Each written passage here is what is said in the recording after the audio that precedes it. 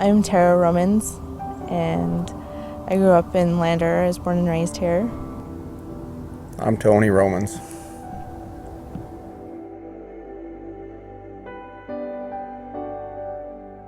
We were referred to Bott Monument by a friend, and they knew that we were looking for something that was original, that wasn't like a pre-made stone. I wanted something very unique, other than just a plain old headstone.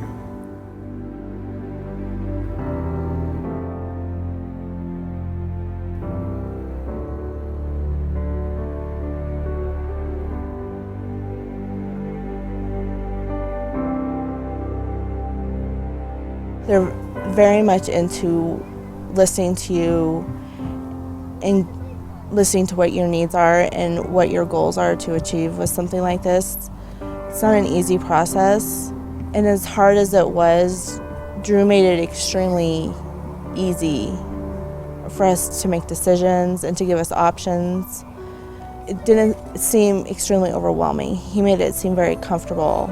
And I think that they have a very professional atmosphere, but you can walk in and you feel like you're kind of walking in to your friend's house where you don't feel uncomfortable, and you can tell them about your situation and know that it will be okay.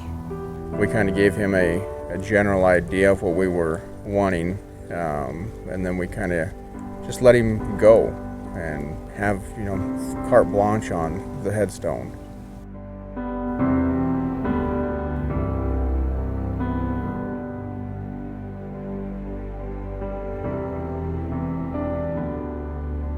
Well, we did a family headstone. All of our plots are together, so we wanted a headstone that would kind of encompass us as a family.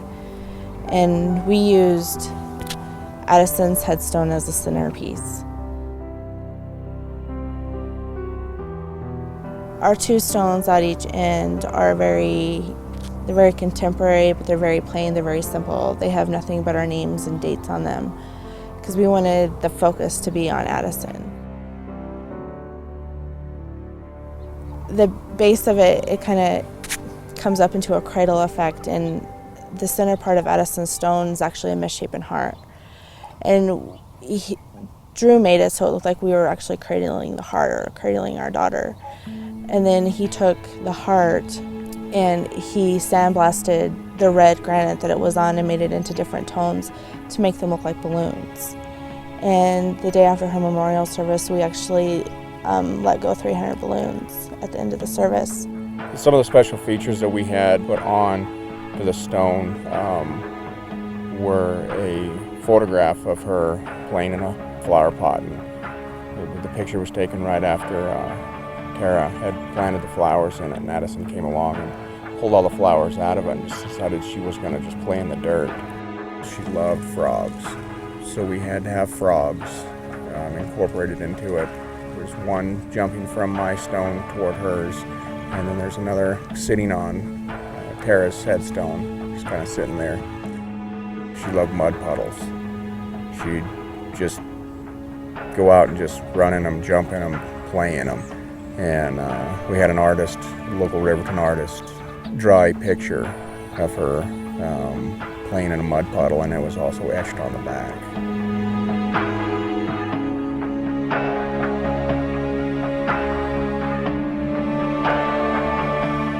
Drew also allowed Taylor, my oldest daughter, our oldest daughter, to write a special message to her sister on the back of the stone itself. She liked the moon, loved the moon, so we needed to incorporate something with the moon. And the last big thing was that it had to have a light on it of some type. She didn't like the dark at all. That was one of our biggest priorities, is we wanted to make sure that she had lights, because we knew how important that was for her.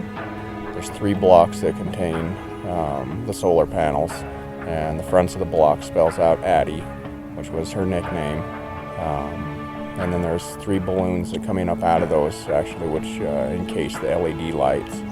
He had an idea to backlight the balloons and give us options for lights, what color lights we wanted. And it was a really nice thing to have because the lights last for a really long time. They're very low maintenance, and they don't have any issues as far as having to worry about them not coming on or having to, worry about refueling them or anything like that.